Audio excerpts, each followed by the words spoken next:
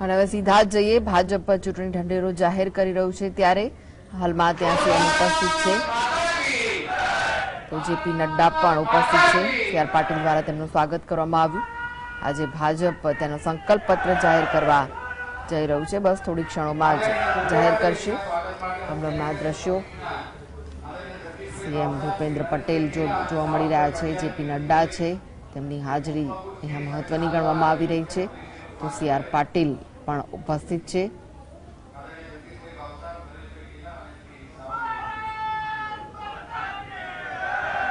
તો થોડી ક્ષણોમાં જ ભાજપ તેનું સંકલ્પ પત્ર જાહેર કરશે અને વચનોની લાગણી કરશે। કયા કયા વચનો જનતાને આપે છે, કઈ નવી વસ્તુઓનો સમાવેશ કરવામાં આવ્યો છે તે તમામ પર લોકોની નજર છે।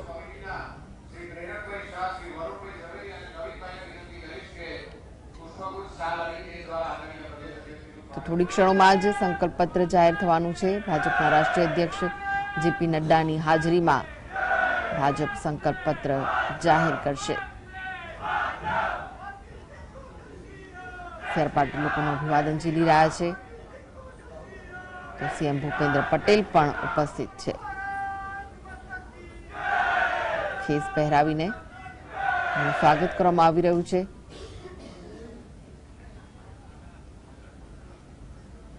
ચૂંટણીની તારીખો નજીક છે। પહેલી તારીખે પહેલા તબક્કાનું મતદાન થવાનું છે જ્યારે કે 5મી તારીખે બીજા તબક્કાનું મતદાન થશે અને 8મી તારીખે કાઉન્ટિંગ થશે અને તે પહેલા આજે 26 તારીખે ભાજપ તેનો સંકલ્પ પત્ર જાહેર કરી રહી છે। કમલમ કાર્યાલયમાં હાલમાં આ કાર્યક્રમનું આયોજન કરાયું છે। સીએમ ભૂપેન્દ્ર પટેલ, સી.આર. પાટીલ સંકલ્પ પત્ર જાહેર કરશે તો જેપી નડ્ડા પણ હાલમાં ઉપસ્થિત છે। ભાજપના રાષ્ટ્રીય અધ્યક્ષ જેપી નડ્ડા તેમની હાજરીમાં જ સંકલ્પ પત્ર જાહેર થશે। કયા પ્રલોભનો આ વખતે જનતા માટે હશે તેના પર સૌની નજર છે। થોડી ક્ષણોમાં જ સંકલ્પ પત્ર જાહેર કરવામાં આવશે।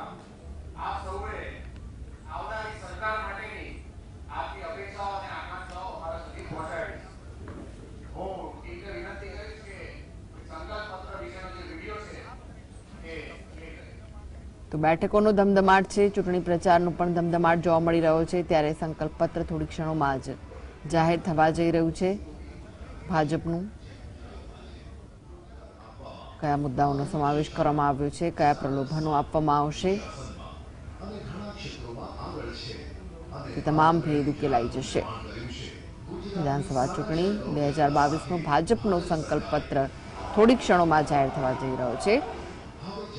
જેપી નડ્ડાની હાજરીમાં ભાજપ પોતાનો સંકલ્પ પત્ર જાહેર કરશે। સીએમ ભૂપેન્દ્ર પટેલ હાલમાં ઉપસ્થિત છે। સી.આર. પાટીલ પણ કમલમ કાર્યાલયમાં હાજર છે અને તેઓ આ સંકલ્પ પત્ર જાહેર કરવાના છે તો ભાજપના રાષ્ટ્રીય અધ્યક્ષ જેપી નડ્ડા પણ હાલમાં ઉપસ્થિત છે।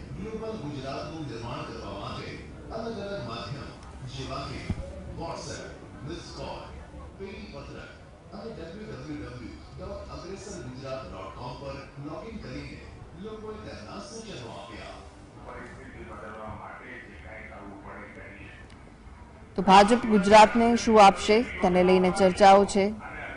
ચૂંટણીના 5 દિવસ પહેલા જ ભાજપ ચૂંટણી ઢંઢેરો જાહેર કરવા જઈ રહ્યું છે।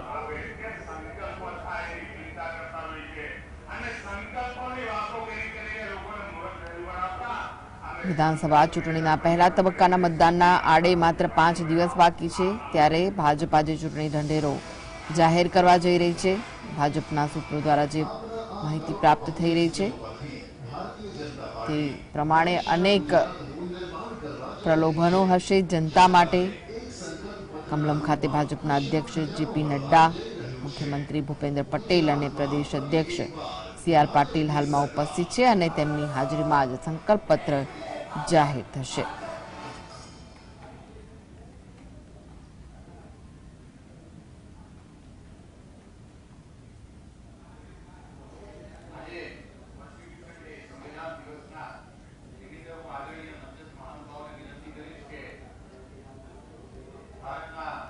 તો રોજગાર, શિક્ષણ, આરોગ્ય, પાણી, ખેડૂત, મૂડીરોકાણના વચનો હોઈ શકે છે ભાજપના આ સંકલ્પ પત્રમાં, ચૂંટણી ઢંઢેરામાં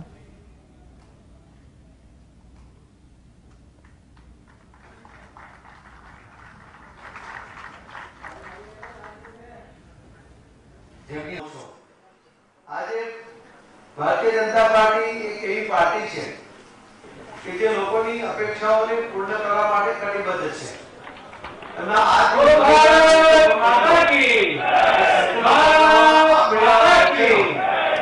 એ લગભગ બધા જ પૂર્ણ કર્યા છે. 2007 થી બધા જ સંકલ્પ પત્રનો અભ્યાસ કર્યો.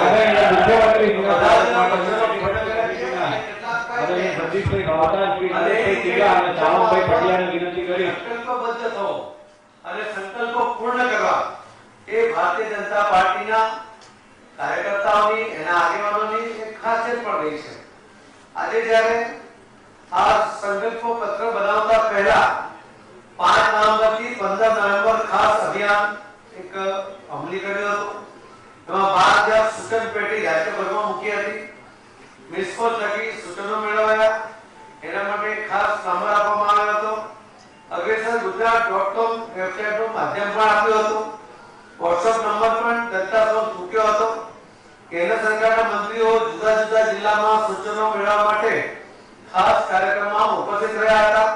યુવા મોરચા દ્વારા કોલેજ, વિશ્વવિદ્યાલય આ માટેના અલગ અલગ કાર્યક્રમો દ્વારા યુવાનોનો પણ સૂચનો અને એમનું ઇન્વોલ્વમેન્ટ આમાં લાવવામાં આવ્યું હતું. રાજ્યભરમાં ભારતીય જનતા પાર્ટીના કાર્યાલયો, જાહેર સ્થળો પર ખાસ સૂચન પેટી મૂકવામાં આવી હતી. ભાજપના જુદા જુદા શહેરે પોતાના સંગઠનોમાં મીટિંગો ગોઠવીને સંકલ્પ પત્ર 2022 માટે સૂચનો મેળવ્યા હતા. અગ્રેસર ગુજરાત સંકલ્પ પત્ર 2022 એ ગુજરાતના તમામ વર્ગોના અમૂલ્ય સૂચનોનો દસ્તાવેજ છે. અગ્રેસર ગુજરાત અભિયાન થકી મેળવેલ સૂચનો એ લાખોની સંખ્યામાં જાય છે. એનો અર્થ એ થાય છે કે ભારતીય જનતા પાર્ટીમાં ગુજરાતના 100 મતદાતા ભાઈ બહેનોને વિશ્વાસ છે અને એટલા જ માટે આ સંકલ્પ પત્રમાં એમણે પોતાના સૂચનો પણ આપ્યા છે અને એના દ્વારા ગુજરાતના વિકાસમાં આગળ વધવા માટેની એમણે એક દિશા પણ આપી છે. સંકલ્પ પત્ર 2022 સમિતિ સમાજ જીવનના સૂચનો એકત્ર કરી તૈયાર કરાયેલ સંકલ્પ પત્ર 2022 ભાજપ આપની સમક્ષ લઈને આવી છે. માનનીય રાષ્ટ્રીય અધ્યક્ષ જેપી નડ્ડા સાહેબ, ગુજરાતની જનતા પ્રત્યેની અમારી જવાબદારી, પ્રતિબદ્ધતા વ્યક્ત કરતું સંકલ્પ પત્ર 2022 આપ સૌને સમક્ષ રજૂ કરશે. ગુજરાતના 100 ભાઈ બહેનો ગુજરાતની શાંતિ, સમૃદ્ધિ, ભવ્યતા, દિવ્યતા અને વિકાસની ગતિને વધારે ગતિમાન કરવા કમળના નિશાનને પુનઃ સમર્થન આપશે તેવી આશા વ્યક્ત કરીશું.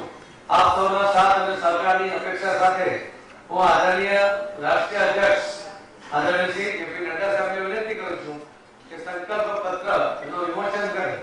ધન્યવાદ. જય જય ગુજરાત. ભારત માતા કી જય.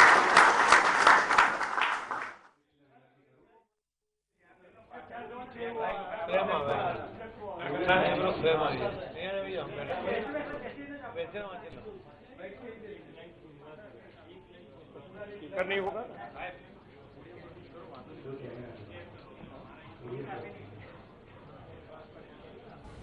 તો આજે ભાજપ પોતાનો ચૂંટણી ઢંઢેરો જાહેર કરશે.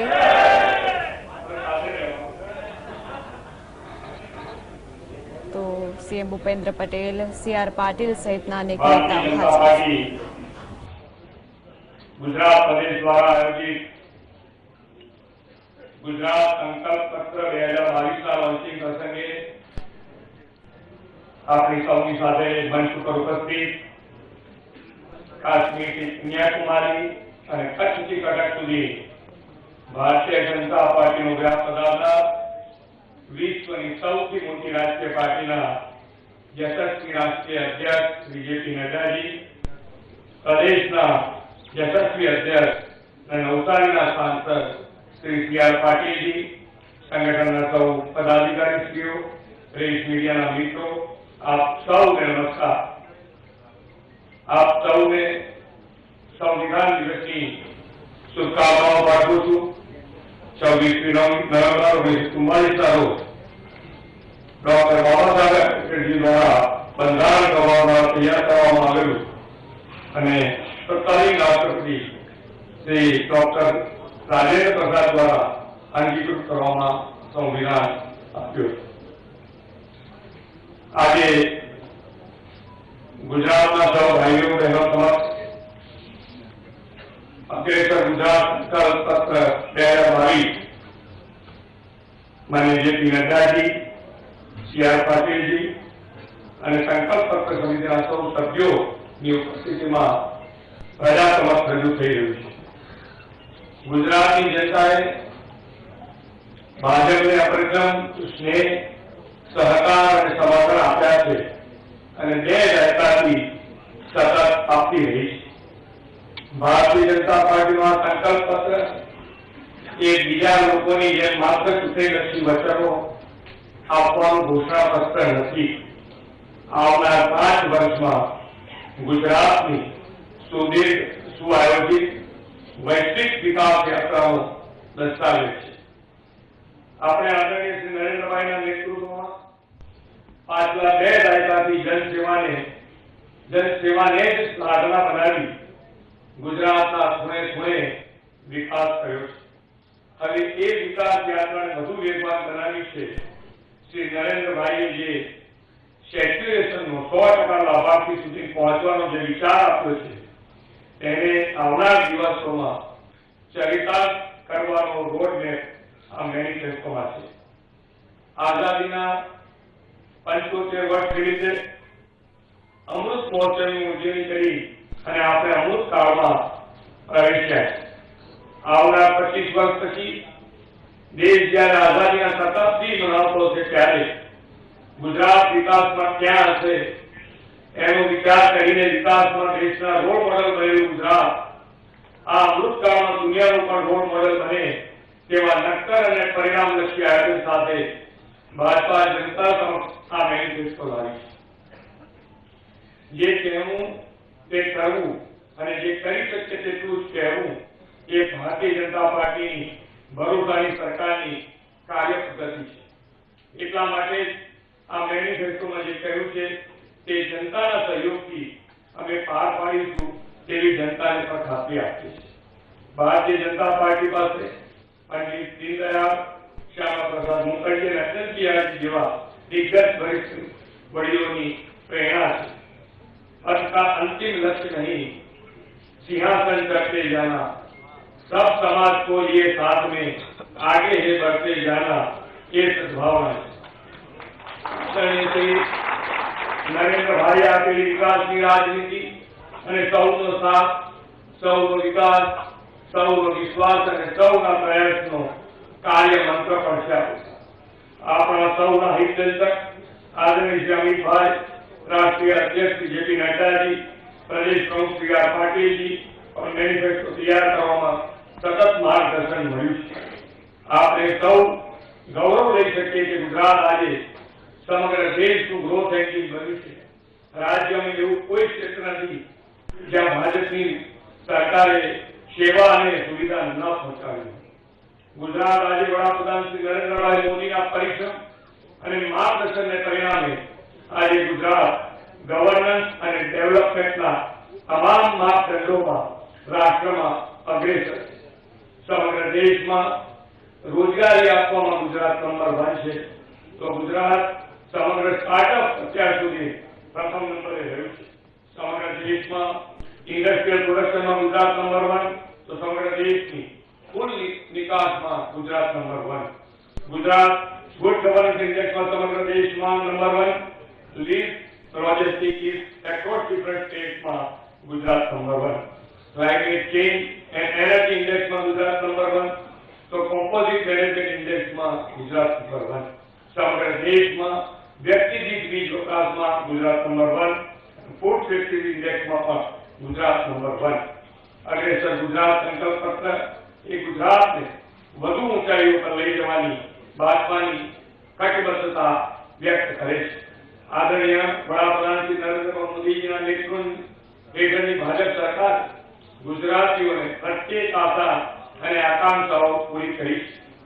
ગુજરાતમાં શાંતિ સલામતીની વાત હોય, નળથી જળ પહોંચાડવાની વાત હોય, 24 કલાક વીજળી આપવાની વાત હોય, સ્વાસ્થ્ય સેવાઓ હોય, સ્ટાર્ટઅપની વાત હોય, મહિલા સશક્તિકરણની વાત હોય, જળ વ્યવસ્થાપન હોય, દલિત શોષિત વંચિતોનો ઉદ્ધાર હોય, આદિવાસી કલ્યાણની વાત હોય, ખેડૂતોના કલ્યાણની વાત હોય કે શિક્ષણ સુવિધા, દરેક ક્ષેત્રે વિકાસ કરીને ગુજરાતે પોતાની આગવી ઓળખ ઊભી કરી છે.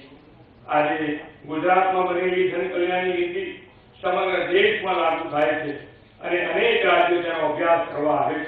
ત્યારે હવે આ સંકલ્પ પત્ર અભ્યાસનો એક વિષય બને એ વાત નિશ્ચિત છે. સરકારના બેવડા લાભ અને ડબલ સ્પીડથી ગુજરાતનો દસે દિશાએ વિકાસ આ ભાજપ જ કરશે. ગુજરાતની જનતા જનાર્દન અમને ફરી એકવાર જનસેવાનું દાયિત્વ નિભાવવાનો અવસર આપશે એવા પાકા વિશ્વાસ સાથે વિરમું છું. ભારત માતા કી જય. વંદે માતરમ. જય જય હિન્દ.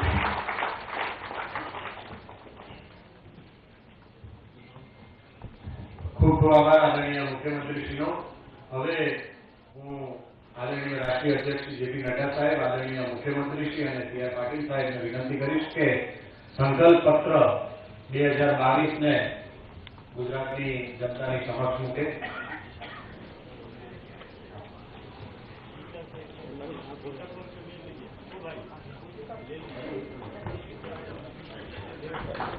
બીજો તાલીમના ગડગડાટ સાથે આપણે એને વધાવી લઈશું. આત્મનિર્ભરતા અને સશક્તિકરણનો સંકલ્પ પત્ર છે. આ શાંતિ, સમૃદ્ધિ અને સલામતીનો સંકલ્પ પત્ર છે.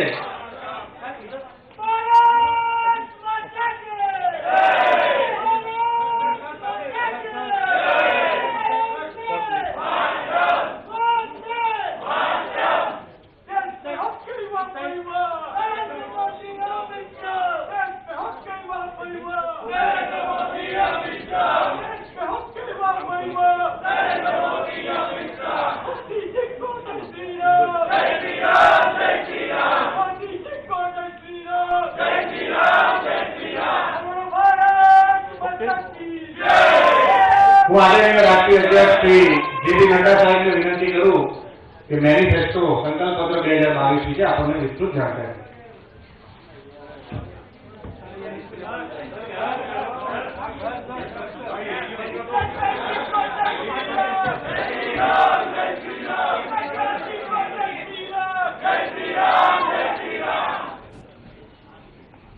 आज के इस संकल्प पत्र के विमोचन के अवसर पर मंच पर उपस्थित हमारे गुजरात के यशस्वी मुख्यमंत्री सम्माननीय भूपेंद्र पटेल जी, हमारे बहुत ही जुझारू और कर्मशील और संवेदनशील अध्यक्ष श्री सी.आर. पाटिल जी, जो संसद में मेरे साथी भी हैं, और यहाँ उपस्थित हमारे सभी वरिष्ठ मीडिया के पत्रकार बंधु, प्रिंट मीडिया, इलेक्ट्रॉनिक मीडिया के मेरे साथी, आज मुझे ये सौभाग्य मिला है कि इस संकल्प पत्र के विमोचन पर आप सब लोगों के दर्शन करने का भी सौभाग्य मिला है। और आज 26 नवंबर है, जो हम संविधान दिवस के रूप में मनाते हैं। 1949 में यह कॉन्स्टिट्यूएंट असेंबली ने इस संविधान को एडॉप्ट किया था। ऐसे संविधान के प्रति हम समर्पित लोग आज के दिन संविधान दिवस मनाकर उससे प्रेरणा लेकर के देश की सेवा में हम जुटते हैं। तो ऐसे संविधान दिवस पर पत्रकार बंधुओं को भी मेरी शुभकामनाएं और बधाई। हमारे यशस्वी प्रधानमंत्री जी ने इस बारे में बड़े स्पष्ट शब्दों में कहा है कि संविधान ही हमारा सबसे बड़ा धर्म है और उस पर चलना और उसको संभाल के रखना यह हमारी जिम्मेवारी है। तो ऐसे संविधान दिवस पर मैं आप सबको बधाई और शुभकामनाएं देता हूं। जहां तक संकल्प पत्र का सवाल है, हम सब लोग जानते हैं कि भारतीय जनता पार्टी आदरणीय प्रधानमंत्री मोदी जी के नेतृत्व में, जिन्होंने एक सार्वजनिक जीवन में अपनी राजनीति का प्रारंभ गुजरात की धरती से किया, उस गुजरात के बारे में हमारा संकल्प सदा रहा है भव्य गुजरात, वैभवशाली गुजरात और अग्रसर गुजरात, और इसी मंत्र को लेकर हम सब लोग चले हैं। और यह एक तरीके के पड़ाव से नई यात्रा प्रारंभ करने का अवसर है। और जब मैं गुजरात की बात करता हूं तो मैं हमेशा कहता हूं कि ये संतों की भूमि है, ये शूरवीरों की भूमि है, ये सामाजिक परिवर्तन लाने वालों की भूमि है, ये सांस्कृतिक चेतना लाने वालों की भूमि है, और राजनीतिक दृष्टि से राजनीतिक दिशा देने वाली भूमि है। और जब मैं ये कहता हूं कि राजनीतिक दृष्टि से दिशा देने वाली भूमि है, तो ये अतिशयोक्ति नहीं है। मैं शब्दों में सिर्फ बयान नहीं करता। इतिहास इस बात का गवाह है कि महात्मा गांधी ने देश की आजादी में अपना योगदान किया, उसका उनका संबंध इसी पवित्र गुजरात की धरती से था। सरदार पटेल जी ने, वल्लभ भाई पटेल जी ने सैकड़ों राजे रजवाड़ों को जोड़ करके भारत एक महान देश बनाया। उनका संबंध भी गुजरात की धरती से रहा है। और जो अमृत काल में नया भारत का संकल्प लेकर विकासवाद की राजनीति, परिवारवाद को धक्का दिखाते हुए राष्ट्रवाद और विकासवाद को आगे बढ़ाने की दिशा गुजरात में भी और देश में भी है, तो वो हमारे सम्मानीय प्रधानमंत्री नरेंद्र मोदी जी भी है। इनका भी संबंध गुजरात है। इसलिए ये गुजरात विकास की गंगोत्री, राजनीति के परिवर्तन की गंगोत्री, और उस गंगोत्री में जब हम विकास की बात करते हैं तो हम नए संकल्प के साथ अपने आप को फिर से पुनर्स्थापित करते हुए आगे बढ़ने का है। इसीलिए भव्य गुजरात, भविष्यशाली गुजरात, अग्रसर गुजरात ये शब्द नहीं है। इसके साथ हम जीते हैं और इसके साथ हम जीत करके ही आगे बढ़ते हैं। मैं यहां पर एक बात और भी कहना चाहता हूं। अभी हमारे भूपेंद्र भाई ने और सीआर पाटिल ने आपके सामने भूमिका रखी कि कैसे ये संकल्प पत्र बना है, और भूपेंद्र भाई ने आपके सामने गुजरात कैसे नंबर 1 है इसकी बात उन्होंने आपके सामने की, तो मैं गुजराती में समझ पाया। लेकिन मैं इसके साथ साथ और भी बात कहना चाहता हूं कि यह जो संकल्प पत्र हमारा है, ये महज एक डॉक्यूमेंट नहीं है, और देश और दुनिया भी और गुजरात के पत्रकार भी इसको सिर्फ एक डॉक्यूमेंट नहीं देखते। वो जानते हैं कि जो कहा है वो किया है, और जो कहेंगे वो करेंगे। ये ताकत है तो भारतीय है। इसलिए जब हम आपको आगे की चर्चा करते हैं तो हम आपको बताना चाहते हैं कि 48 लाख हमारे किसान भाइयों को ब्याज मुक्त कर देने का अगर संकल्प पूरा किया है तो वो गुजरात की धरती में भूपेंद्र पटेल जी की सरकार ने। अगर पानी, सिंचाई, अगर 13 लाख परिवार किसानों की भूमि को सिंचित किया है इरिगेशन के, सिंचाई के नेटवर्क को बढ़ा करके, तो वो भूपेंद्र पटेल जी की गुजरात की सरकार है। लगभग 21 लाख हेक्टेयर एरिया पिछले 5 सालों में इरिगेशन से कवर हुई। 100वीं योजना में 1126 किलोमीटर की 4 पाइपलाइनों की नेटवर्क बिछा करके 10 लाख एकड़ की भूमि को सिंचित किया है। देखिए मैं आंकड़े रख रहा हूं आपके सामने। ये बताता है कि we are a responsive and a responsible political party, and that is how we say. अगर मैं एजुकेशन की बात करूं तो मैं कहना चाहूंगा कि 1,85,000 शिक्षकों को भर्ती करके ज्ञानपुंज प्रोजेक्ट के तहत 1,609 गवर्नमेंट प्राइमरी स्कूल के इंटरएक्टिव क्लासरूम को स्थापित किया है गुजरात की सरकार ने। अगर मैं कहूं एक्सपेंशन की बात तो नई यूनिवर्सिटीज, 19 नई यूनिवर्सिटीज बनी है गुजरात।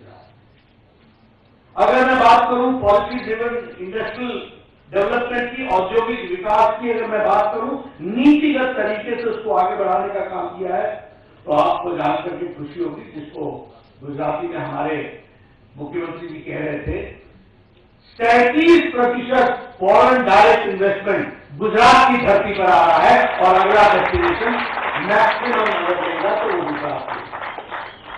उसी तरीके से जो इंडेक्स है प्रिपेयर्डनेस की, उसमें गुजरात नंबर 1 है, एक्सपोर्ट पॉलिसी में गुजरात नंबर 1 है, कोऑपरेटिव पॉलिसी नई बनी है, इंफॉर्मेशन टेक्नोलॉजी बनी है, बायोटेक्नोलॉजी पॉलिसी बनी है, ये सब कुछ यही हुआ है।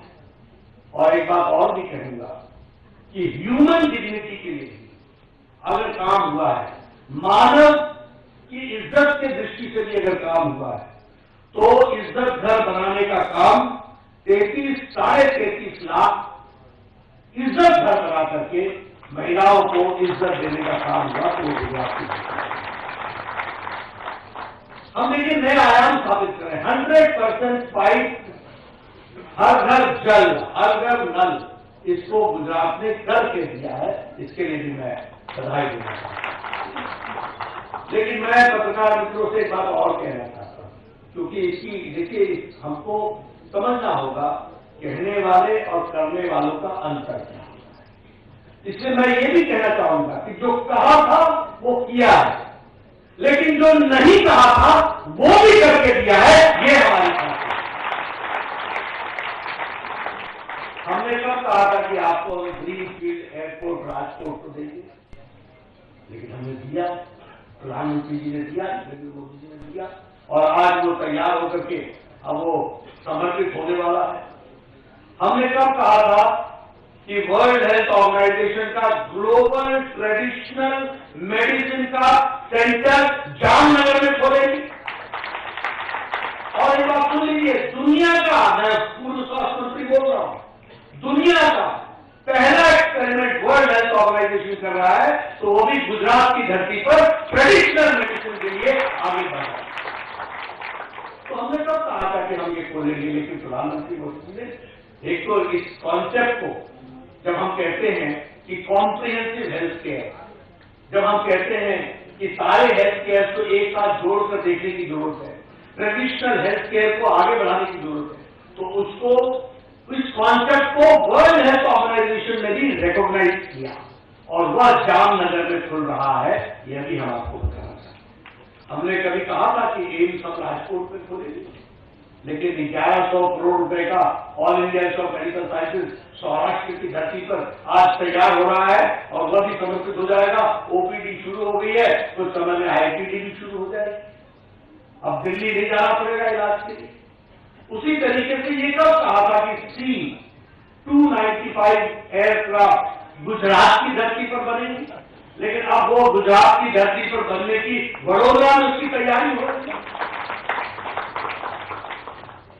बल्क ड्रग पार्क, देखिए वैसे ही फार्मास्यूटिकल्स में अहमदाबाद दुनिया में अपना स्थान रखता है, लेकिन जब जम्मू साहब ने ये बल्क ड्रग पार्क बनेगा और 2,500 करोड़ रुपए का की लागत से बनेगा और 30 से 40 हजार करोड़ रुपए का इन्वेस्टमेंट होगा, तो दुनिया के नक्शे में ड्रग में गुजरात और जम्मू साहब खड़ा हो जाएगा, यह भी हम आपको बताएंगे। उसी तरीके से अंकलेश्वर का फेज 1 का एयरपोर्ट, वह भी तैयार हो रहा है। तो जो कहा था वो भी किया, जो नहीं कहा था वो भी करके किया, और इसलिए हमारी बात में ताकत है। आदरणीय प्रधानमंत्री जी की कहे हुए शब्द को धरती पर उतारने का काम हमारी गुजरात की सरकार करती है, भारत की सरकार करती है, और पार्टी पूरी ताकत से उसके साथ जुड़ती है, यह बात हम जरूर कह रहे हैं। इसलिए आज जब हम आपके सामने संकल्प पत्र लेकर आए हैं और अपनी बात कह रहे हैं, तो मैं अपने साथियों से एक बात और कह देना चाहता हूं। बहुत से राजनीतिक दल है, बड़े बड़े घोषणाएं करेगी क्यों ना, क्योंकि आना तो है नहीं सरकार में, लेना एक ना लेना, तो अगर कपड़े दिखाने हैं तो दिखा लो, तो दिखाना है।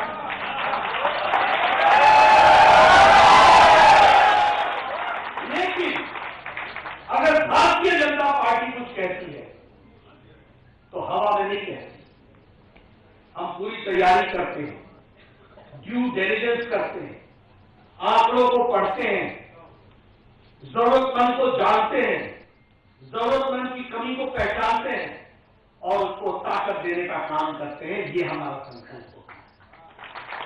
इसीलिए मैं अपने पत्रकार भाइयों से कहना चाहूंगा, ये जो दस्तावेज है ये सामाजिक आर्थिक पूरी तैयारी करने के बाद ये ब्लूप्रिंट है और हम जानते हैं कि कहां कमी है, किस कमी को हमको कैसे पूरा करना है और उसी को हम अपना संकल्प मानते हैं।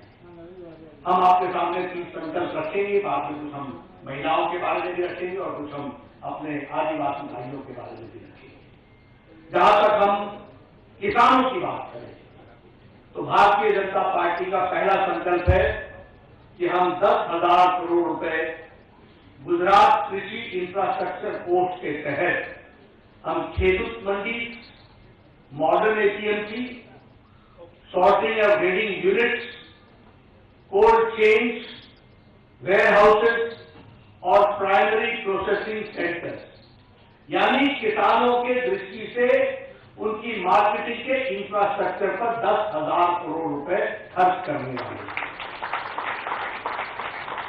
हमारा दूसरा संकल्प है कि हम 25,000 करोड़ रुपए खर्च करके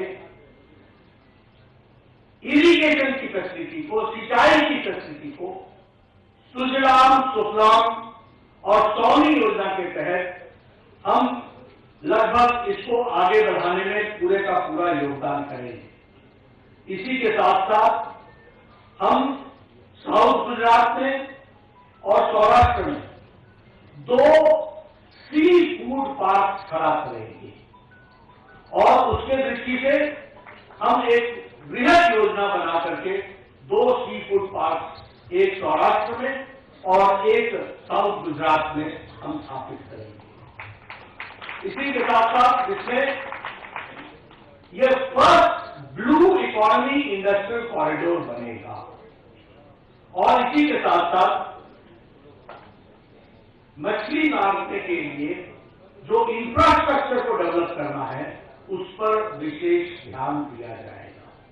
तो हमने किसानों की चिंता की, इरिगेशन की चिंता की और हमने ब्लू इकोनॉमी की चिंता की और उसी के तरीके से हमारे जो सी के किनारे रहने वाले हमारे मछुआरे भाई हैं उनकी हमने विशेष योजना के तहत चिंता की। यहां मैं एक बात और भी कहना चाहता हूं, हम ही हैं जिन्होंने, आदरणीय प्रधानमंत्री जी ने आयुष्मान भारत में 5 लाख रुपए का हेल्थ कवर दिया। ये हमारी ही सरकार है जो मुख्यमंत्री अमृतम योजना के तहत जो बचे हुए लोग हैं उनको हेल्थ कवरेज दिया है और अब पार्टी ये निर्णय करती है कि आयुष्मान भारत के तहत जो 5 लाख रुपए का हेल्थ कवर मिल रहा है वह नीड बेस्ड 10 लाख रुपए का हेल्थ कवर है।